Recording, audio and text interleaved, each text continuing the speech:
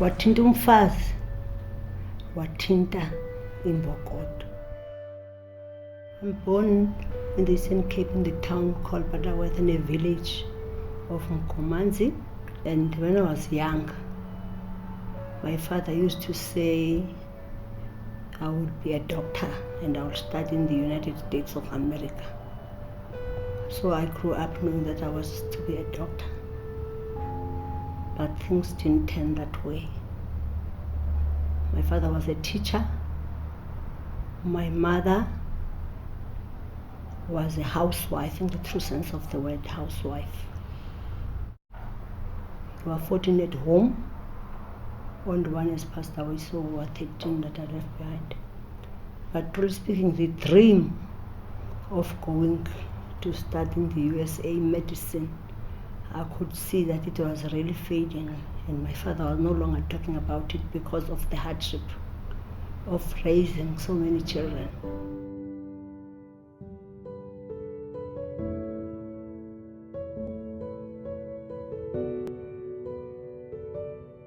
I had 3 people from different disciplines. They were saying, you should have done law.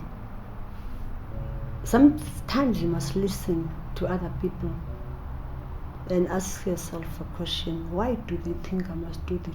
What is it that they see in me which I don't see? So I went for it. It was not easy, first and foremost, to study, paying for your own fees. The little that I had saved was finished, and somebody said to me, "Man, you are a nurse. You can't be stranded as if you're not a nurse. Why don't you go to Johannesburg? There's something they call moonlighting there. You pursue your studies. I'll make you meet so-and-so." Really, we met with so-and-so. I wept. That is how I survived. I had a child who is physically challenged. I was a mother to this child. I was a father to this child. I had to look to his needs all by myself. So I achieved it. I achieved it by one leg being a nurse at night, one leg being a student during the day. It's hurting because the father of the child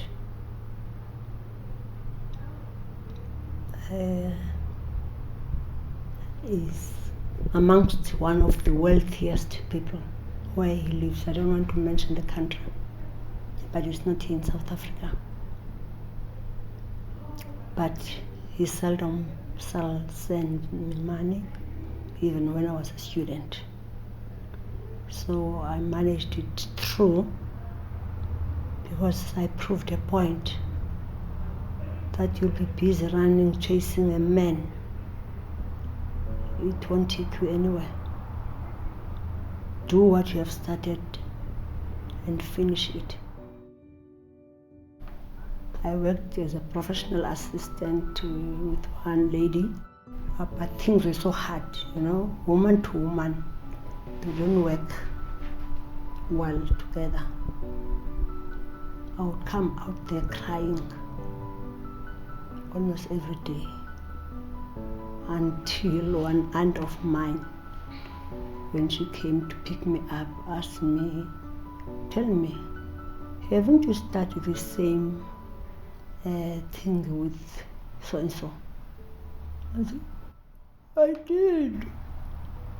Still crying. I said, "Why don't you open up your own?" Then I opened up my own. So there it started. Nozuko Nxusani started as Nozuko Nxusani Attorneys. I was working by myself. I had one file, I remember maybe for 3 months, which was legal aid. For the court appearance, it was 60 rands. And then life went on.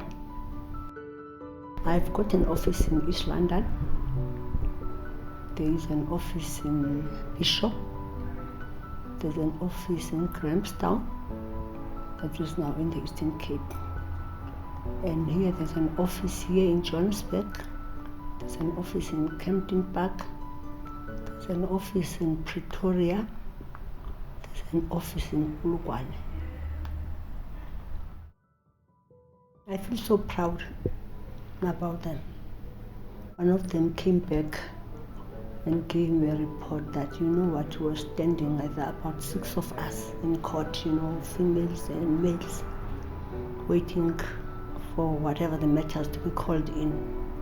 And then one advocate passed, and she said to them, without asking you, you are from Nozuko Nxusani Incorporated.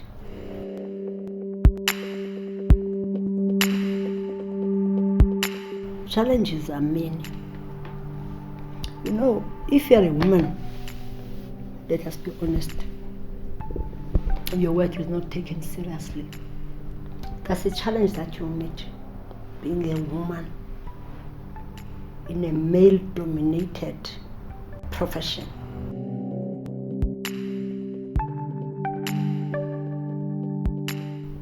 Go and fight with yourself, especially if you are a female. You must be one of those females that the judges know that when you have stood up, everybody listens. But the thing is, we undermine ourselves as females, female attorneys. Wathinta umfazi, wathinta imbokodo.